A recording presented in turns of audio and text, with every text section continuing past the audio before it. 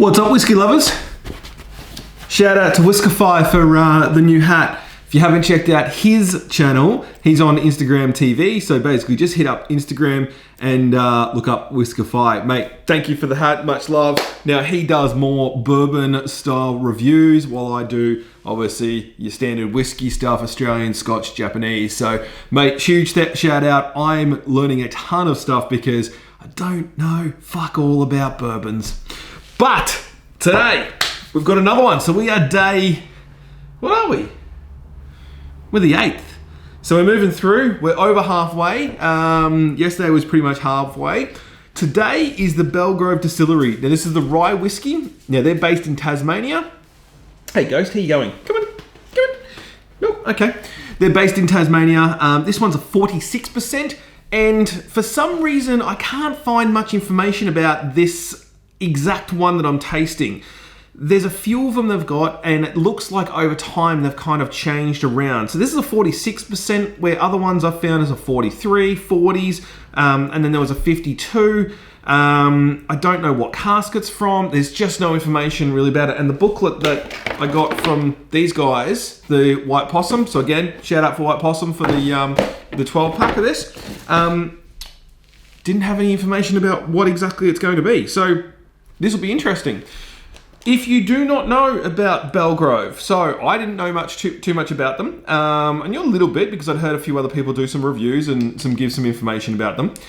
What they do... Hey, that smells all right. Ooh, okay, talk about that in a second. These guys are probably the greenest distillery around. They are pretty much farm to bottle, and the only thing that they use is pretty much biodegradable or biodegradable fuel. So they grow their own. They grow everything there. They use their own water from either their dams, their streams, from their own roofs. That he's built his own copper stills, and he. What else is there? Yeah, he runs everything on biofuel. So that's the only thing that he actually brings into the actual farm is this biofuel, and the only thing that goes out is whiskey. And thank you for that. So let's get into it. This is it's a bit of a really copper gold on this one here. Really good color. Now, as I said, this is a rye whiskey. So as you know, I wasn't the biggest fan of ryes. Trying to get the smell of that one. A bit buttery kind of smell. That's pretty much all I can get. There's something else there I just can't. You know what I'm like, people. You've watched my videos.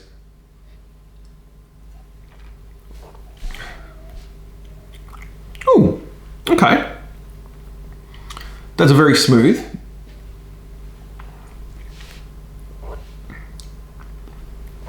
That's a very smooth rye whiskey. So you've seen on my other ones where I haven't been that impressed with them. This one is probably of the higher grade of what I would enjoy. Now it's a bit peppery. I can definitely feel it. It's very creamy. It's got the butterishy kind of creamy feel to it, or taste to it.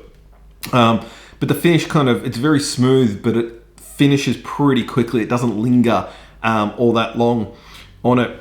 It's pretty good. It probably doesn't have enough depth for me to sit around and go, you know what?